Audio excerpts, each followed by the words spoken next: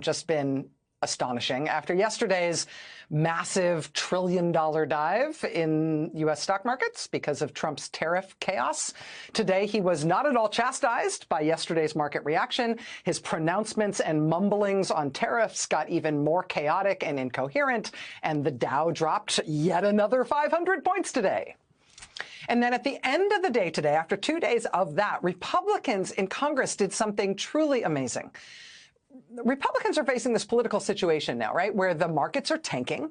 Economists are forecasting a Trump recession. Literally, he inherited an economy that was the envy of the world.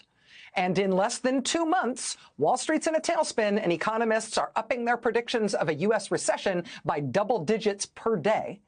So Republicans are facing a political situation in which their party appears to be doing this, right? The U.S. economy looks like it's being destroyed for fun by Donald Trump because someone once told this guy a thing he didn't understand about tariffs. And so now he's doing this, and real people are feeling the pain. But here's the thing. The way Trump is able to put these tariffs on, off, up, down, postponed, exceptions, no exceptions, on, off, the reason he's able to change these ruinous policies as quickly as he can pronounce them is because he declared an economic emergency that gives him the power to unilaterally declare these tariffs. That kind of emergency, though, it also has kind of an eject button. When you declare that kind of emergency, Congress also gets the power to call the emergency off, to stop the president from doing this. So Congress could just vote and declare this so-called emergency to be over, and then Trump would no longer have the power to single-handedly destroy the U.S. economy in the way that he has been. So because of that, because Congress has the power to call off the emergency, taking away Trump's tariff power, Democrats in Congress planned to make Congress vote on that exact thing. They planned to force a vote. So Republicans, who mostly say they don't like tariffs, Republicans would be forced to either go along with the tariffs anyway, because Trump is doing them, or they'd cast their vote to stop Trump from doing these tariffs.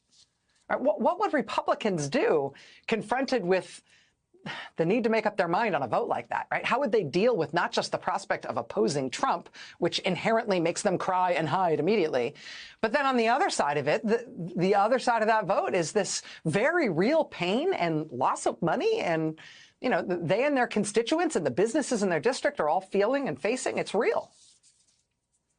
So Republicans in Congress have the power to stop Trump from doing what he's doing on tariffs. What will they do with that power? The Democrats are going to force them to take a vote on this. What are they going to do with that power? Headline: Republicans quietly cede power to cancel Trump's tariffs, avoiding a tough vote. Cede power. They literally had the power to stop Trump from doing something that is hurting the country materially every single day. They have the power to stop him from what he's doing. And so what did they decide to do with that power? They decided to give that power away so they no longer have that power, so they don't have to decide what to do with it. Quote, House Democrats had planned to force a vote on resolutions to end the tariffs on Mexico and Canada, a move allowed under the National Emergencies Act, which provides a mechanism for Congress to terminate an emergency like the one Trump declared when he imposed the tariffs on February 1st. That would have forced Republicans, many of whom are opposed to tariffs as a matter of principle, to go on the record on the issue at the time when Trump's commitment to tariffs has spooked the financial markets and spiked concerns of reigniting inflation. But Republican leaders today, on Tuesday, slipped language into a procedural measure that would prevent any such resolution to end the tariffs from receiving any vote this year. They're literally ceding their power, giving it up. We don't want that power. And it gets better.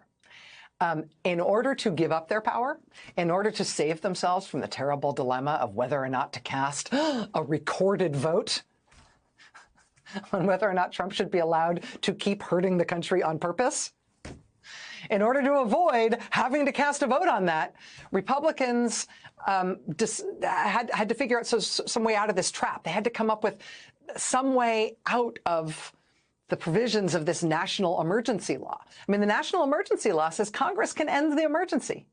He declared a national emergency in order to give himself the ability to proclaim these tariffs. The national emergency law says if a resolution to end the emergency is introduced in Congress, Congress must consider that. They have to start the process of voting on it within 15 days. So now we know Democrats are introducing that resolution. That starts the clock ticking. That means Congress is going to have to vote on this 15 days, tick-tock.